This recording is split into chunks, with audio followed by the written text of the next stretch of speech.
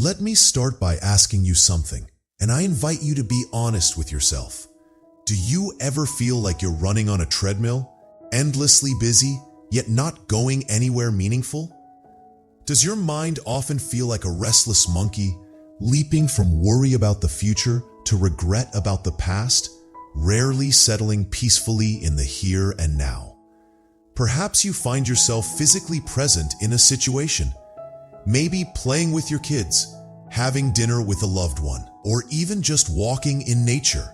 But your mind is a million miles away, lost in a whirlwind of thoughts, plans, anxieties, or replays of past events. You might recognize moments when you suddenly wake up and realize you haven't heard what someone just said, or you've driven miles without noticing the journey. It's that feeling of being slightly disconnected, of life happening to you rather than you fully participating in it. Maybe you feel a persistent underlying hum of anxiety, dissatisfaction, or stress, even when things are objectively okay. If any of this resonates, please know you're in vast company. This isn't a personal failing.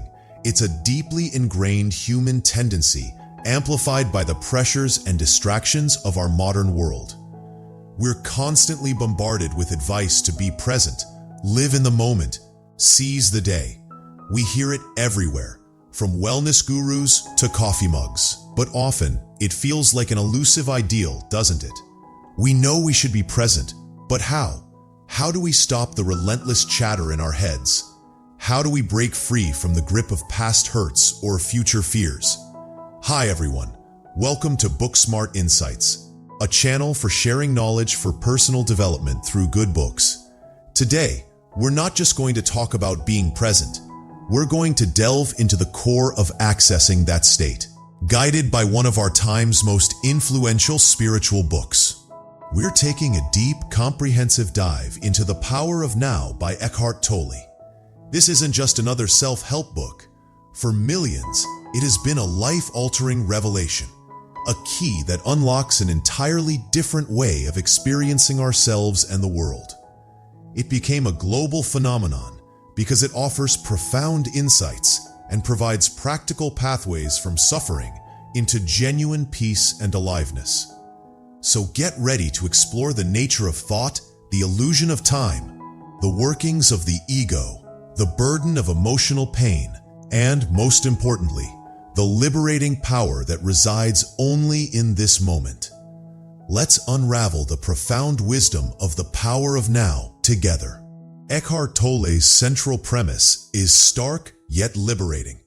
Most human suffering is self-created, stemming from our inability to stay present. We aren't genuinely living.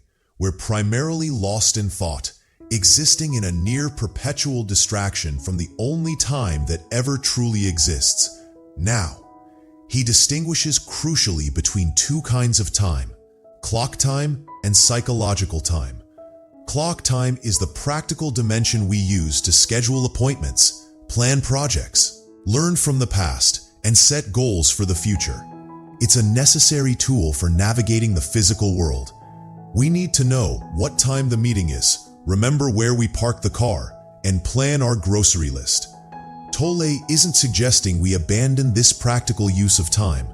The problem lies entirely with psychological time. This is the mind's compulsive habit of dwelling on the past and projecting into the future, often unnecessarily and destructively. It's the mental baggage we carry. Think about the past.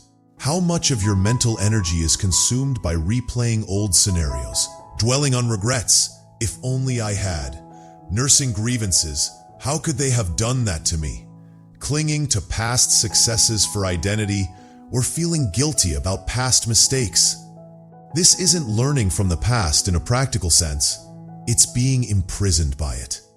These past events are gone, finished, yet we keep them alive now through compulsive thinking, allowing them to cast a shadow over our present experience and often dictate our reactions. Resentment, guilt, bitterness, these are poisons we drink now, hoping someone else, usually someone from the past, will suffer. Now consider the future.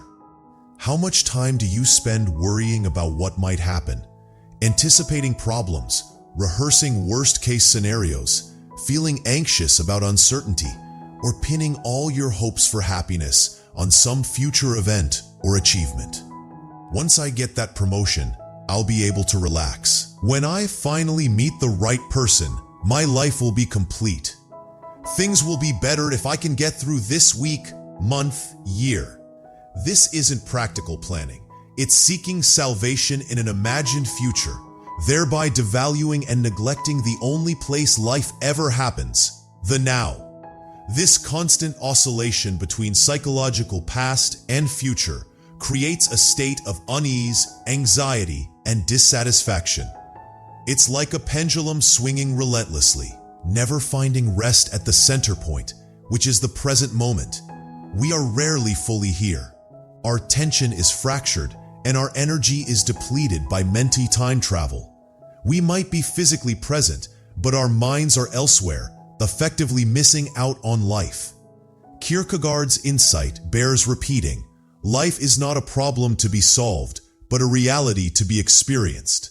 Yet, seduced by psychological time, we treat life as an endless sequence of problems rooted in the past or projected onto the future. We constantly try to get somewhere else, believing that peace and fulfillment lie just around the corner in the next moment, achievement, and relationship. However, as Tolle points out, the future never arrives as the future. It only ever comes as another present moment. If we haven't learned to inhabit this moment, we won't be able to inhabit the next one either. The pattern of seeking continues indefinitely. This is the tyranny of psychological time, the primary source of our disconnection and suffering. Recognizing this pattern is the first crucial step towards reclaiming the power of now. So if psychological time is where we get lost, what forces actively pull us there? Tolle identifies two deeply intertwined culprits: the compulsive thinking mind and the sense of self derived from it, the ego. The compulsive thinking mind.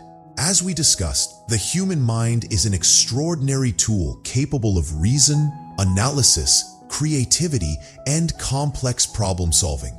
Without it, navigating our world would be impossible. The issue isn't the mind itself, but our total identification with its activity, particularly the stream of involuntary, repetitive, and often negative thinking. Think of the voice in your head, that near constant commentary track on your life. It judges, labels, compares, complains, likes, dislikes, remembers, anticipates. This internal chatter is what Tolle refers to when he speaks of the mind in this context. This stream runs almost unchecked for most people. Like background static they've become so accustomed to that they barely notice it consciously. Yet it dictates their moods, reactions, and perception of reality. We mistakenly believe, I am this voice, I am my thoughts. We derive our sense of self from this mental activity. Tolle urges us to see that we are not the thinker, but the awareness behind the thinker. Thoughts are just events in consciousness, like sounds we hear or sensations we feel. They arise and pass away. But when we identify with them, we give them power over us. Consider the nature of much of this compulsive thinking. Is it often original, creative, or solution-oriented? Or is it largely repetitive, replaying old scripts, worrying about the same things, judging situations and people based on past conditioning? It often has a negative bias, focusing on what's wrong, what could go wrong, or what went wrong. This negativity isn't necessarily helpful in problem solving. It's often just the mind's habit, fueled by fear and insecurity. This is the monkey mind described in Eastern traditions: restless, agitated, never still. The mind, in its compulsive mode, needs psychological time to survive. It feeds on the past for identity, memories, grievances, and projects into the future for hope or fear. goals, anxieties. It finds the simple, timeless reality of the present moment uninteresting, even threatening, because in the now, the stream of thought loses its grip and the mind's dominance fades. Tolle's key distinction is between using the mind as a tool when needed for planning, analyzing, and solving a specific problem, and being used by the mind unconsciously driven by its compulsive chatter the rest of the time. For most people, the latter state prevails. They live by their minds rather than consciously using them. Reclaiming presence means learning to step back from the stream of thought, to become the observer, and to use the mind intentionally rather than being its unwitting servant. The ego, intimately connected with the compulsive mind, is the ego. In Tolle's terms, it isn't the ego just about arrogance or selfishness in the conventional sense. It's the false sense of self created by unconscious identification with form. This includes identification with thoughts and emotions. I am my beliefs. I am my anger. The physical body, overemphasis on appearance, fear of aging decay. Possessions, defining oneself by what one owns. Social roles, mother, CEO, artist, victim, seeing the role as the entirety of who you are. Knowledge, beliefs, identifying strongly with opinions, ideologies, religious or political affiliations. Nationality, race, religion, deriving a sense of identity and often superiority/separation from group affiliations. The past, identifying with personal history, successes, failures, victimhood narratives. The ego is a mental construct, a collection of me and mine stories, built from past conditioning and projected into the future for survival. It has no inherent reality. It only exists through continuous thinking and identification. Because it's a false self, the ego is inherently insecure and fearful. Its core fear is non-existence and dissolution. Therefore, it constantly strives to strengthen and defend itself.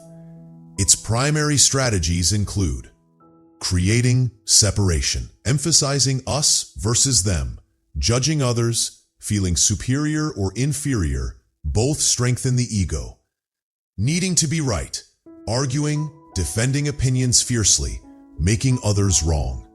Comparison, constantly measuring itself against others, better than, worse than. Complaining and resentment, finding fault, blaming others or circumstances, reinforcing a victim's identity. Seeking conflict, drama.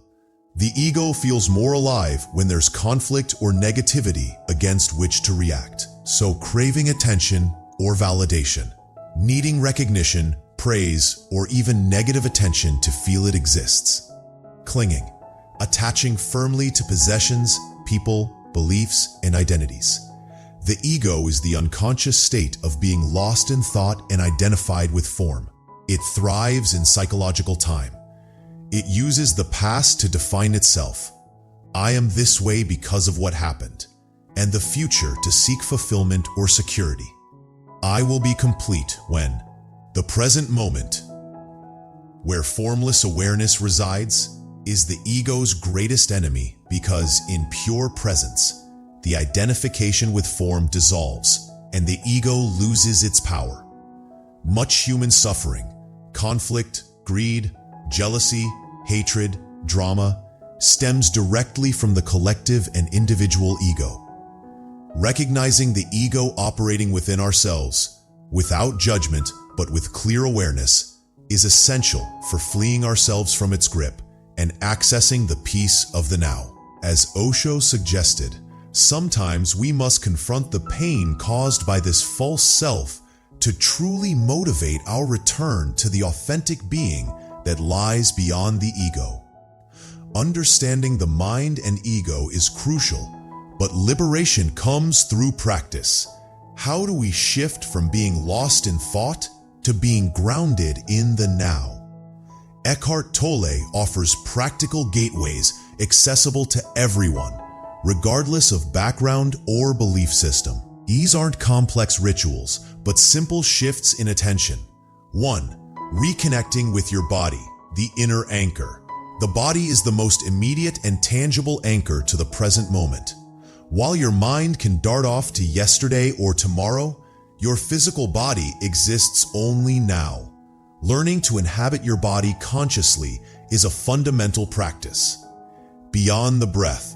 While the breath is a primary anchor, Tolle encourages feeling the inner body, the subtle field of aliveness or energy that permeates your entire physical form. Try this now. Close your eyes for a moment. Can you feel a slight tingling, vibration, or sense of energy within your hands, your feet, your arms and legs, your abdomen? It might be very subtle at first. Don't think about it. Feel it directly. This inner aliveness is your connection to being, to the present moment, beneath the surface noise of thought. Practice feeling this inner body whenever you remember, even briefly throughout the day. Sensory portals. Use all your senses as gateways to the now. When you look at something, a flower, a tree, a piece of art, genuinely look without immediately labeling or judging it.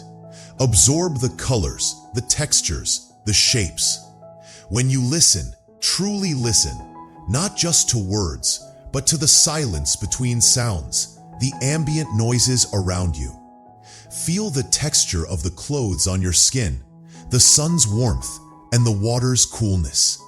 Taste your food with full attention. Engaging your senses fully brings you instantly into the present. Mindful movement. Pay attention to the physical sensations during everyday movements. Feel your feet connecting with the ground as you walk. Notice the interplay of muscles as you reach for something. Even simple stretching or tensing and releasing muscle groups can bring you intensely into your body and the now. Overcoming resistance. Sometimes we might unconsciously resist feeling our bodies, especially if we carry physical or emotional pain. Be gentle with yourself. Start with areas that feel neutral or pleasant. The goal isn't to force anything, but to gently invite awareness into the physical form. Remember, the body holds immense wisdom and intelligence, but we can only access it when present. Tolle suggests that inhabiting the body consciously strengthens the immune system and promotes physical healing by allowing life energy, prana, to flow more freely and by reducing stress caused by mental resistance. 2. Observing the mind without judgment, watching the thinker. This is a core practice, becoming the detached witness of your mental activity. The art of non-judgment. This is key. When you notice a thought, I'm not good enough, this is boring, what if I fail? The tendency is often to either believe it unquestioningly or to judge yourself for having it. I shouldn't think like that. Both reactions keep you entangled.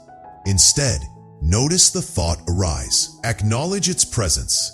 The not good enough thought is here again, and let it pass without engaging. See it as just a mental event, like a cloud drifting by. Don't fuel it with further thought or analysis.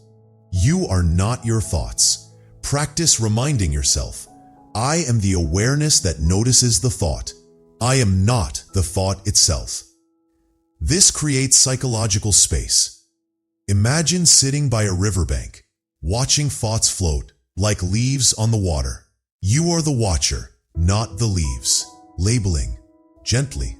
Sometimes gently labeling the type of thought can be helpful, not as analysis, but as recognition. Planning, worrying, judging, remembering. This reinforces the observer's perspective. Handling persistent thoughts. What if thoughts are very loud or persistent? Don't fight them. Fighting gives them energy. Acknowledge their intensity and feel the associated emotion in your body. See next point, but keep returning your attention to the role of the impartial witness as best you can. The goal isn't to silence the mind completely, but to stop being identified with its contents.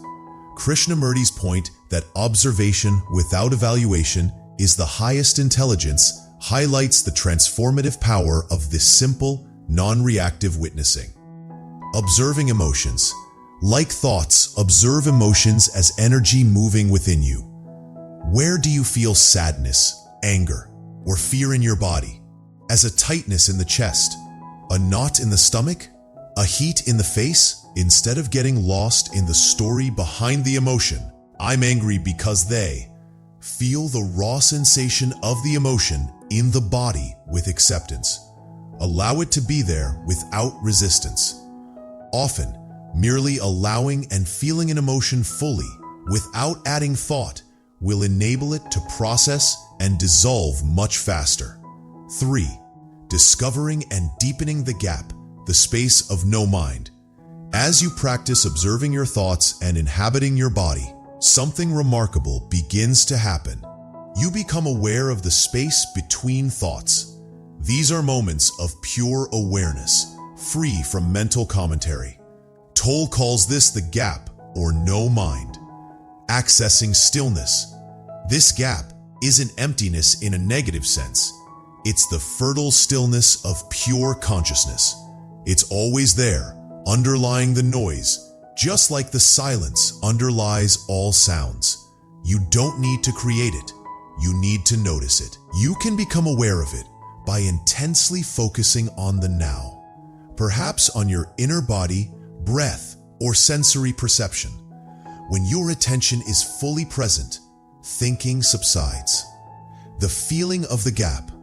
What does it feel like? Deep peace, clarity, a sense of aliveness, connection, stillness, profound calm. It's a state free from problems, because problems are created by the mind dwelling on the past or future. In the now, accessed through the gap, there is only this moment and your capacity to respond to it. Source of intuition and creativity. True intelligence, creativity, and intuitive insights often arise from this space of no mind, not from the churning of the analytical brain. You can access a more profound wisdom when the mental noise quiets down. Presence during activity. Accessing the gap isn't limited to quiet meditation. You can bring presence, a background sense of awareness or inner body feeling, into your daily activities. You can talk to someone while aware of the stillness underneath the words. You can perform a task while feeling the aliveness in your hands. This is about integrating presence into life, not just reserving it for special times. The more you practice noticing the gap, the more easily you can access it, and the more you can live from that space of peace and awareness. These practices are interconnected. Body awareness helps quiet the mind.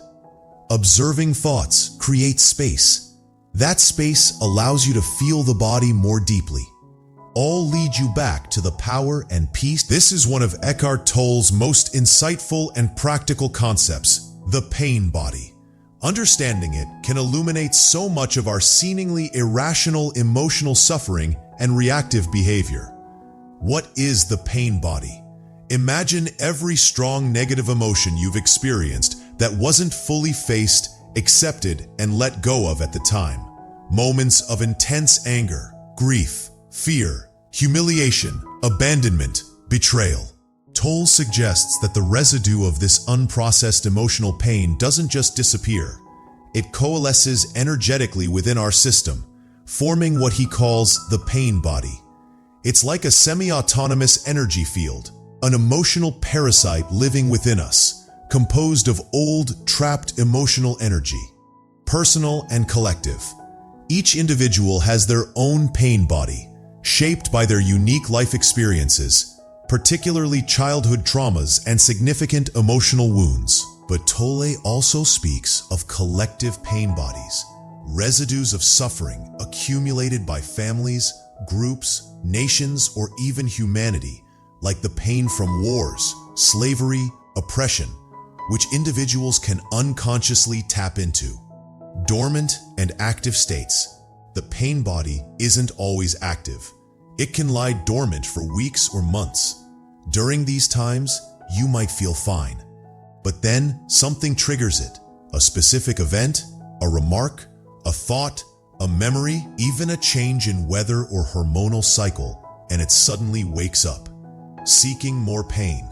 When active, the pain body's primary drive is survival, and it survives by feeding on experiences that resonate with its own energy frequency, more pain. It wants more negativity. It will hijack your mind and generate negative thoughts that match its emotional charge: anger, sadness, victimhood. It will provoke reactions in others to create drama and conflict, thereby generating more painful emotions for it to feed on. It can make you say or do things you later regret, things that sabotage relationships or your own well-being. Recognizing the pain body in action. How do you know if your pain body is active? Look for these signs: a sudden, often disproportionate surge of negative emotion, intense anger over a minor issue, deep despair seemingly out of nowhere, overwhelming anxiety, compulsive negative thinking patterns that feel obsessive and hard to stop, a heavy feeling of gloom, resentment or victimhood descending upon you, a strong urge to blame others, complain bitterly, or create conflict, a desire to hurt others verbally or emotionally, or conversely, to engage in self-pity or self-destructive behavior, feeling like not yourself, as if a dark cloud has taken over, repeating destructive relationship patterns or attracting dramatic situations. Many people identify entirely with the pain body when it's active. They think, "This is me. I am this angry, this depressed, this miserable." They don't realize they are temporarily possessed by an old emotional energy field. The path to dissolution. Presence is the key. You cannot fight the pain body directly. Fighting it only gives it more energy. You cannot eliminate it through analysis alone, though understanding its patterns can help. Tolle says the only way to dissolve the pain body is through conscious presence. Here's how. 1.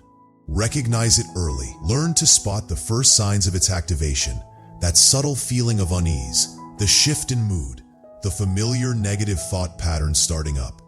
Catching it early, before it gains full momentum, is crucial.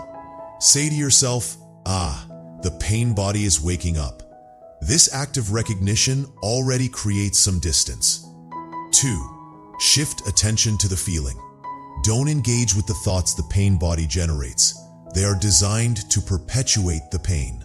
Instead, shift your attention directly to the unpleasant feeling in your body. Where is it located? What does it feel like energetically? Heavy, tight, burning, churning. 3. Feel it fully without resistance. This is the core of the practice. Allow the feeling to be there. Don't try to push it away, suppress it, or escape it. Breathe into it. Feel the raw energy of the emotion directly, without mentally labeling it or creating a story around it. It might feel intensely uncomfortable, even frightening, but remember, it's just old energy. Your presence won't be harmed by it. 4. Stay present as the witness. Maintain your stance as the conscious observer. You are the awareness feeling the pain body. You are not the pain body itself. Keep breathing. Feel the inner body and watch the emotion without becoming it. 5. Do not act on it. Crucially, do not act out the pain body's impulses. Don't blame, complain, attack, or withdraw into victimhood. Don't feed it the drama it craves. You cut off its external food source by consciously choosing not to act on its behalf. Acceptance is transmutation. Your non-resistant, conscious attention acts like light shining on darkness. The pain body is trapped by energy from the past. It cannot survive in the light of your present moment awareness. As you consistently meet it with acceptance and presence rather than an unconscious reaction, its energy transmutes and dissolves. This process takes practice and courage. The pain body might resist dissolution fiercely, but every time you successfully witness it without identifying with it, you weaken its hold. Over time, its activations become less frequent, less intense, and shorter in duration. You are reclaiming your energy and freeing yourself from the grip of the past. Tolle makes a vital distinction. Pain is the raw sensation, often unavoidable. Suffering is the mental and emotional resistance to that pain, primarily fueled by the pain body and egoic mind. By dissolving the pain body through presence, you end unnecessary suffering. Just as the past holds us captive through the pain body and regret, the future ensnares us through anxiety, craving, and the perpetual illusion that happiness lies somewhere else later on. The future trap, the arrival fallacy. We've touched on this idea of constantly living for the future. It's deeply embedded in our culture. Strive, achieve, acquire, and then you'll be happy. This is what psychologists sometimes call the arrival fallacy, the mistaken belief that reaching a particular destination, a specific job, income level, relationship status, weight, will bring lasting fulfillment. The never-ending chase. The problem is, as Tolle points out, the mind is never satisfied. Once you achieve one goal, the ego quickly sets another or finds something lacking in the current situation. The promised land of enough or perfect happiness remains over the horizon. This creates a life of constant striving, pressure, and often disappointment, even amidst external success. We are so focused on getting there that we completely miss the value and aliveness of here. Goals versus presence. Does this mean we shouldn't have goals or ambitions? Not at all. Goals provide direction and structure. The crucial difference lies in how we relate to them. Are we using the present moment only as a means to an end, sacrificing our well-being and awareness now for a projected future gain? Or are we bringing full attention and presence to our steps now and finding enjoyment or acceptance while holding the future goal lightly as a guiding star? Quality of doing. Tolle emphasizes that the future arises out of the quality of consciousness you bring to the present moment. Suppose your actions now are infused with stress, anxiety, resentment, or impatience because you're desperately trying to get somewhere else. In that case, the future results will likely reflect that quality. Conversely, suppose you bring presence, attention, care, and acceptance to your current work, even if it is challenging. In that case, the future outcome will likely be positive and aligned. True success isn't just achieving the goal, but the quality of consciousness you embody. Focus on the how, not just the what. The liberating power of acceptance. The radical practice of acceptance of the present moment is the antidote to both dwelling in the past and anxiously projecting into the future. Again, this requires careful clarification. What acceptance isn't? It's not resignation in the sense of passive defeatism. Oh well, life sucks, I give up. It's not condoning harmful behavior in others or injustice in the world. It's not saying you like the situation if it's unpleasant. What acceptance is? It is a conscious, non-resistant acknowledgement of the reality of this moment, precisely as it is. Internally, your thoughts, feelings, physical sensations, and externally, the situation, other people's behavior, life circumstances. It's saying yes to what is right now because it already is. Fighting reality internally. This shouldn't be happening. Creates immense suffering and wastes energy. Acceptance aligns you with the flow of life. Layers of acceptance. Accepting facts. Acknowledging the objective reality of a situation without denial or distortion. I lost my job. This relationship has ended. I have this illness. Accepting feelings. Allowing yourself to feel whatever emotions arise in response to the situation, without judgment or resistance, as discussed with the pain body. I feel sad, angry, scared about this. Accepting the moment. This is the deepest level, surrendering to the totality of the now, including the facts and your feelings, without wishing it were different. It's a state of inner non-resistance. Acceptance enables wise action. Paradoxically, fully accepting a situation is often the necessary first step before effective action can be taken. When you stop wasting energy fighting reality internally, your mind becomes clearer and calmer. You can then assess the situation more objectively and see what action is needed and possible. Acceptance doesn't mean inaction. It implies action arising from presence and clarity, rather than reactive fear or anger. Sometimes, acceptance is the only action needed, especially when facing the unchangeable. Accepting others means letting go of the ego's constant urge to judge, control, or change people to fit your expectations. It means recognizing their essential being underneath their egoic patterns and perhaps their pain body. It means accepting them as they are now, which doesn't mean you have to agree with them or even spend time with them if the relationship is toxic. It means your inner peace doesn't depend on them changing. Focus on accepting your own reactions to them. Accepting impermanence, illness, and death. This is perhaps the ultimate test of acceptance. The ego fears annihilation above all else. Presence and acceptance allow us to face the reality of impermanence. All forms change and pass away, including our own bodies, with less fear and more grace. Accepting illness, as Michael Singer suggested, involves fully experiencing even the unpleasantness without mental resistance, which can paradoxically lead to inner peace, even amidst physical suffering. Facing mortality with acceptance allows us to live more fully now. Lao Tzu's wisdom resonates here. Life is a series of natural and spontaneous changes. Don't resist them. That only creates sorrow.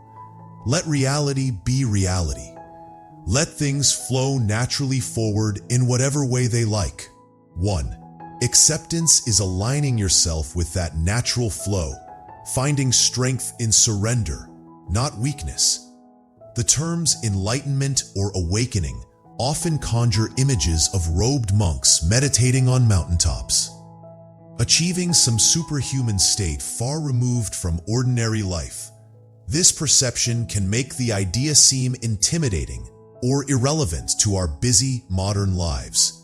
Eckhart Tolle radically demystifies these concepts.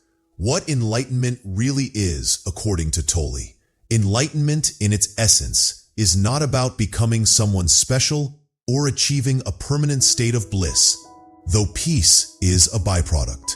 It is simply waking up from the dream of identification with thought and form, the ego. It's the end of suffering created by the mind. It's realizing your true nature as the formless, timeless awareness, the consciousness that underlies all experience. It's your natural state, freed from the overlays of compulsive thinking and egoic identity. Not an achievement, but recognition. It's less about achieving something new and more about recognizing what has always been there, the silent, aware presence that you are. It's like the sun always shining, even when obscured by clouds. Enlightenment is realizing you are the sky, not the clouds. End of unnecessary suffering. While physical pain or life challenges might still occur, the mental and emotional suffering, the resistance, the negativity, the drama created by the ego and pain body essentially ceases. You are no longer adding layers of psychological suffering to life's inherent difficulties. Abiding in presence. It doesn't necessarily mean thoughts disappear entirely, but you are no longer lost in them. You remain rooted in the background awareness, even while thoughts or emotions come and go. You use thought as a tool when needed, but you don't derive your sense of self from it. Glimpses are universal. Tolle suggests that almost everyone has experienced brief moments of presence, glimpses of this awakened state, perhaps during intense beauty in nature, in a creative flow state, facing extreme danger where thought stops, or in deep love. The practice is about making these glimpses more frequent and stale until presence becomes your predominant mode of consciousness. Accessible now. Crucially, enlightenment isn't a future goal you strive towards. The only point of access is the present moment. Whenever you choose awareness over thought, presence over distraction, acceptance over resistance, you are stepping into that awakened state right here. As Thich Nhat Hanh beautifully put it, awareness of your in-breath is enlightenment. Recognizing the miracle of being alive is enlightenment. These small awakenings pave the way. The path is the goal. All the practices we've discussed, inhabiting the body, watching the thinker, dissolving the pain body, accepting what is, are not just steps towards enlightenment. They are the expression of enlightenment manifesting in your life. Enlightenment isn't the destination at the end of the road. It is realizing you are, and always have been, the road itself, the conscious space in which the journey unfolds. You don't become enlightened. You recognize the enlightened awareness that you fundamentally are beneath the layers of mental noise. So there we have it. A deep dive into the transformative teachings of Eckhart Tolle's The Power of Now.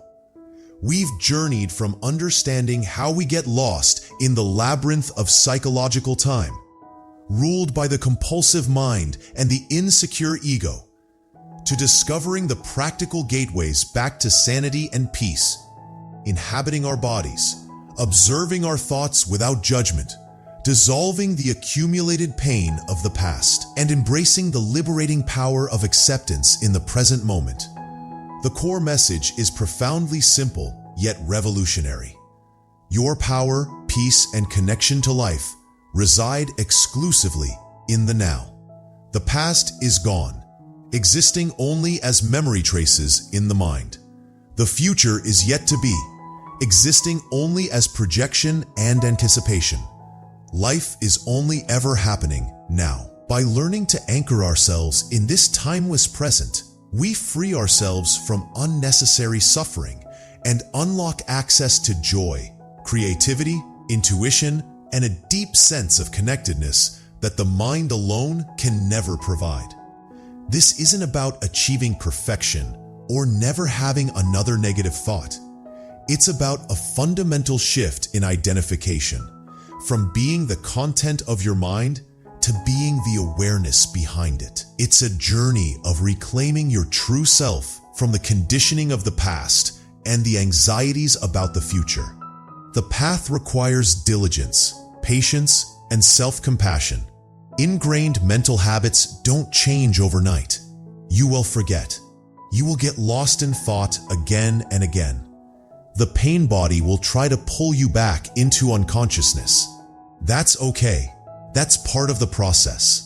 The key is gentle, persistent practice. Each time you remember to bring yourself back to the now, back to your breath, your inner body, to simply witnessing, you are strengthening the muscle of presence. You are choosing consciousness over unconsciousness. You are watering the seeds of peace within you. The Power of Now is more than just a book.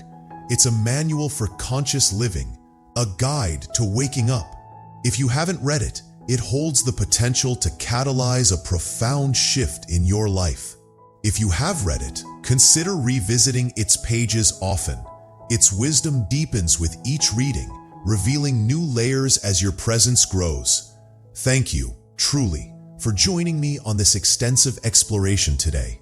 It's a privilege to share these powerful ideas with the BookSmart Insights community. This discussion has sparked new insights, offered practical tools, and inspired you to embrace the power that lies within you right now. If you found value in this deep dive, please give this video a thumbs up. It helps the channel reach more people seeking this knowledge. And if you haven't already, hit that subscribe button and ring the notification bell so you won't miss our future explorations into transformative books and ideas. We have so much more to discover together. Now, I'd love to hear from you. This is where the conversation continues. Please share your thoughts in the comments below. What concept from the power of now resonates most deeply with you? What's your biggest personal challenge when it comes to practicing presence? Or do you have a personal tip or experience related to these ideas that could benefit others? Let's learn from each other. Again, thank you for your time, attention, and presence. Wishing you moments of deep peace and profound aliveness, found only in the power of now. Take care, and I'll see you in the following video.